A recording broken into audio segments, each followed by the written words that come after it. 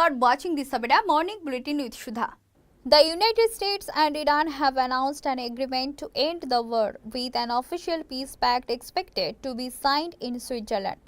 The deal involves the US lifting the naval blockade and withdrawing the forces from the vicinity of Iran, paving the way for the Strait of Hormuz to reopen to global shipping.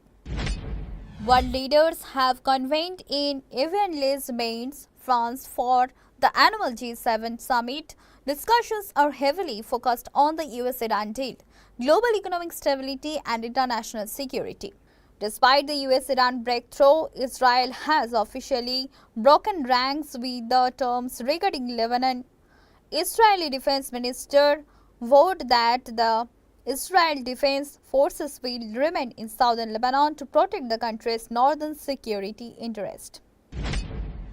French President Emmanuel Macron announced that France and Britain, supported by Italy and the Netherlands, are preparing to deploy a naval mission to the Strait of Hormuz to ensure safe passage and domain the area following the US-Iran deal. British Prime Minister Keir Starmer's government is facing a major defense funding crisis.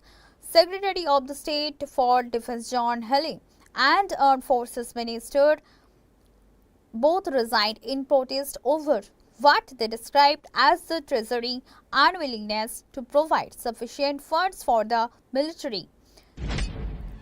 Tensions between Paris and Tel Aviv escalated as France officially barred the Israeli National Security Minister Itamar Ben-Gvir from entering the country.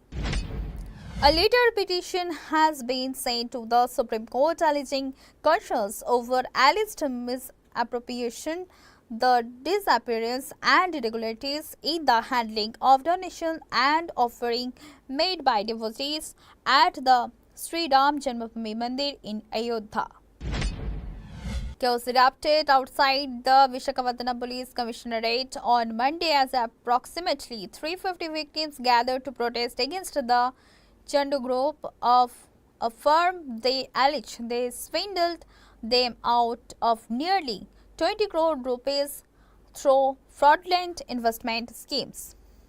Emerging from prison after securing bail in the high-profile coaching center vandalism case, Gyanbindu GS Academy Director Roshan Anand on Monday fired a volley of grave accusation at popular educator Faisal Khan, widely known as Khan Sir, alleging that the tutor masterminded his brother's murder and funded a multi-crore conspiracy to lock him away.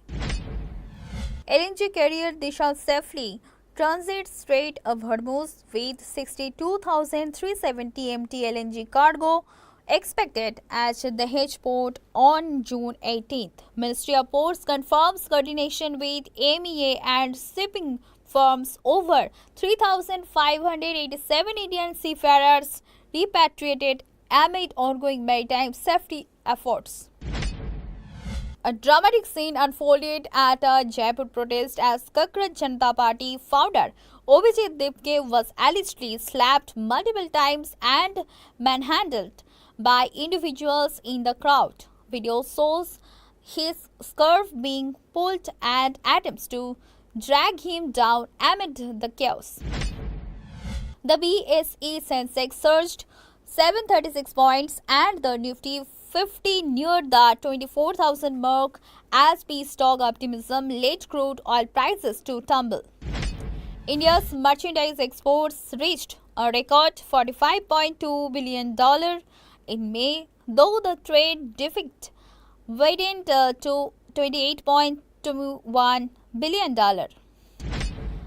Domestic passenger vehicles dispatches to dealers rose by 27.3% year over year. Bullion and jewelry shares gained significantly as international gold prices surged while shipping authorities' stock climbed on hopes that the Strait of Hormuz will reopen. Misho acquired Kirana Club for approximately 202 crore rupee to expand its presence in India's grocery and B2B commerce ecosystem. ACME Solar shares surged over 3% after commissioning a 33.3 MW battery energy storage system project in Rajasthan. Bharat Forge's defense subsidiary Kalyani Strategic System unveiled the Merc series at Eurocity. United Drilling Tools secured a trial export order from Trident East Limited in Russia for PUMA connector supplies. India's net FDI fell and equity mutual fund inflows hit a 12-month low of 22,908 crore rupees in May. Germany thrashed dividend. The Australia defeated Turkey 2-0, and the highly anticipated matchup between Japan and the Netherlands ended in a thrilling 2-2 draw.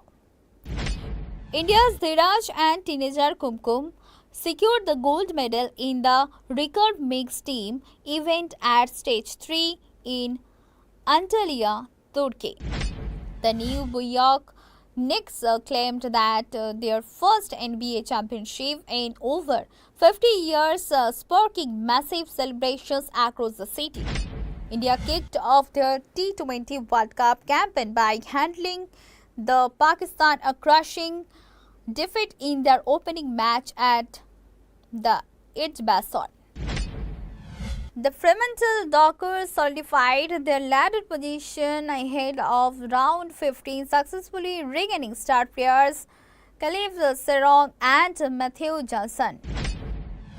Television actor Sanchita Ogale, known for her work in Kumkum Bhagyo, died at age 22, sparking industry demands for a deeper probe. The film Main Wapas Aaunga saw major box office growth in its first weekend. Sunny Deol and Akshay Khanna's highly anticipated Netflix thriller Ikka locked its premiere date. Actor Ajit Kumar secured a top 10 finish at the Le Mans race in France, cheered on in the stands by his wife Salini.